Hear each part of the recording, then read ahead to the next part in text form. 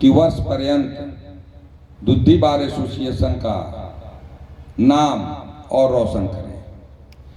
आज के परिवेश में जहां हर तहसील, हर जिले, छोटा जहां तहसील है वहां भी 2 बार है,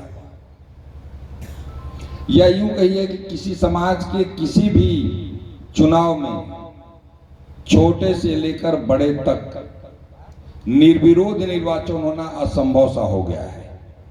ये पहले हुआ करता था। आज के परिवेश में हमारे समझ से घर में ही विरोध होता है। अगर घर का चुनाव है वहां भी बिना निर्वाचन के संभव नहीं है कि कोई निर्विरोध चुन लिया जाए।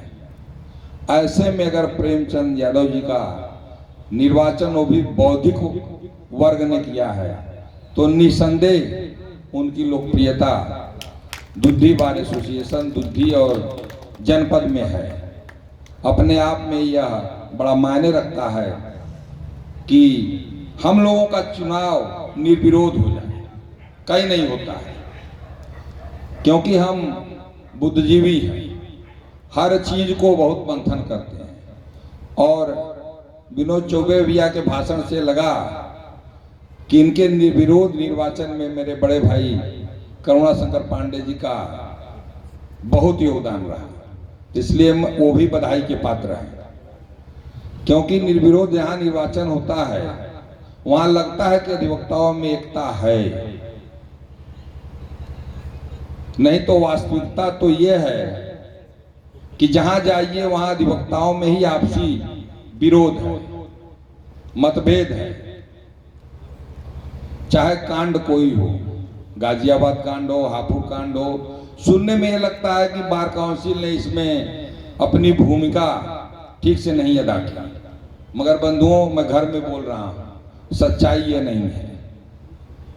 सच्चाई यही है कि आपसी विरोध भी एक बड़ा मायने रखता है। हापुड़ कांड जब हुआ था तो चीफ जस्टिस ने स्वतः संज्ञान लेके तमाम अधिकारियों पर कार्रवाई किया था और एक फाइल चलाई थी।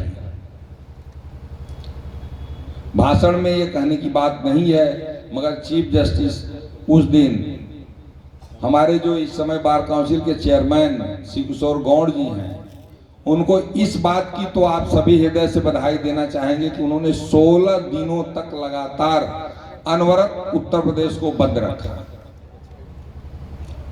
बार काउंसिल 16 दिन तक, हमको नहीं लगता इसके पहले कभी हड़ताल की होगी।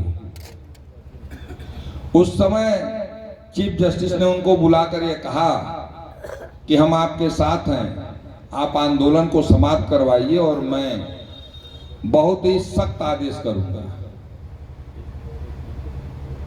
मगर आंदोलन अब समाप्त कराइए, बहुत दिन हो गया।